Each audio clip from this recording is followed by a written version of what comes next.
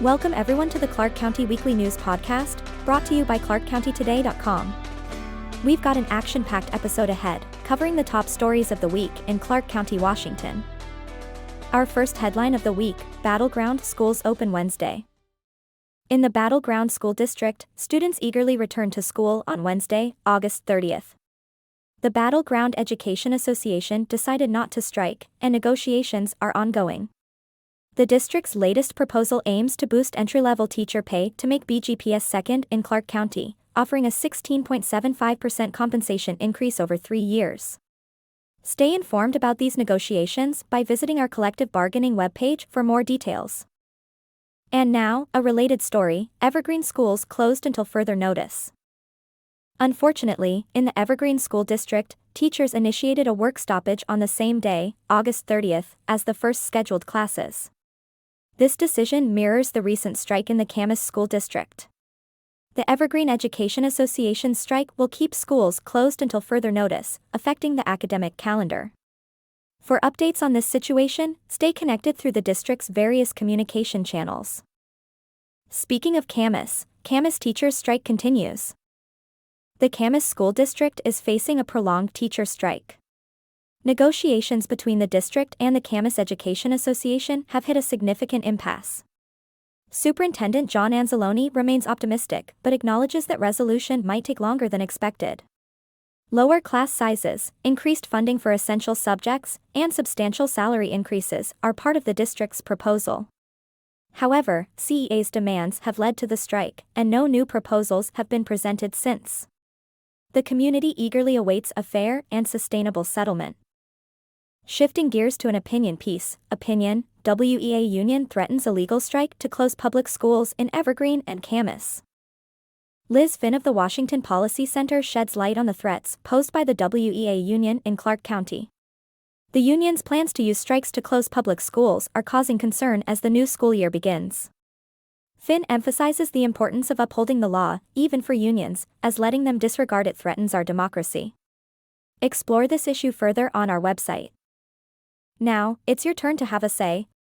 Poll: do you support teacher strikes, even though they violate Washington state law?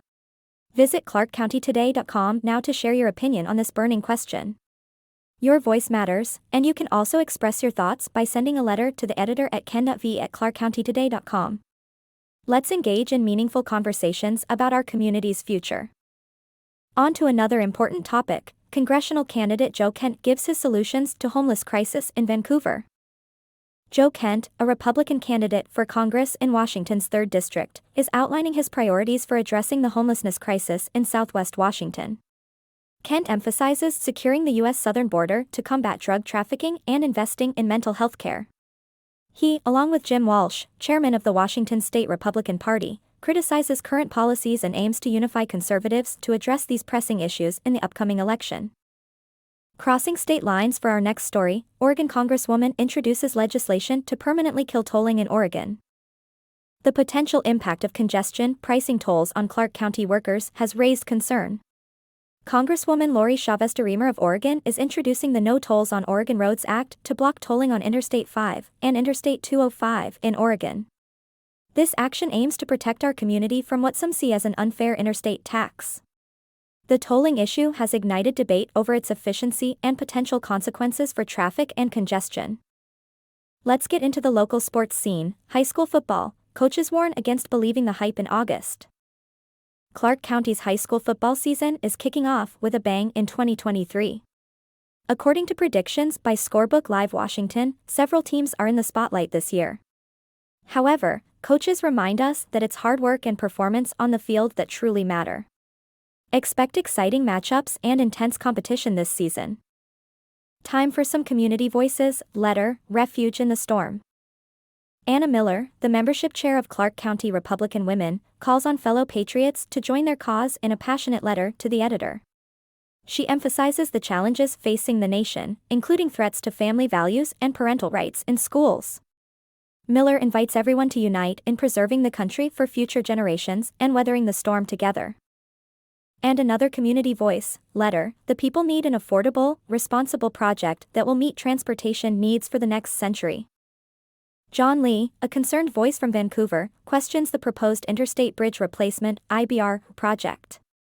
Lee raises doubts about how this project will benefit the thousands of commuters who rely on it daily and highlights concerns about tolls and their impact on families. He advocates for a cost-effective and responsible project that truly serves the community's transportation needs. That wraps up this week's episode of the Clark County Weekly News Podcast. Thank you for joining us. For more in-depth coverage of these stories and all the latest news in Clark County, be sure to visit clarkcountytoday.com. And don't forget to sign up for our weekly email newsletter to stay connected with the heartbeat of Clark County, Washington. Stay informed, stay engaged, and stay tuned to clarkcountytoday.com, your source for local news that matters most.